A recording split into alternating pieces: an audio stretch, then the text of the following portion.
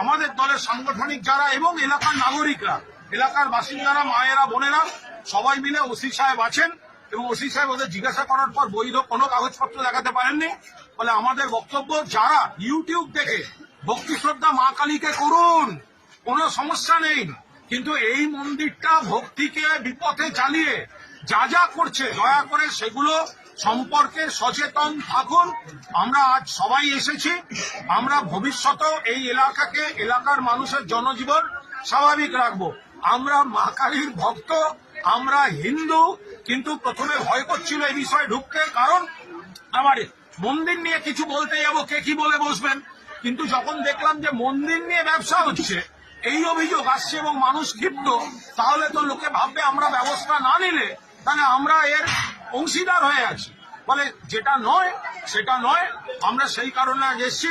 দয়া করে ভেবে দেখবেন, শ্যামা সুন্দরীর মন্দির, বিশ্বাস মা কালীর প্রতি থাকলে দক্ষিণেশ্বরে যান, কালীঘাটে যান, আরো অনেক জায়গায় মা কালীর মন্দির আছে, যান।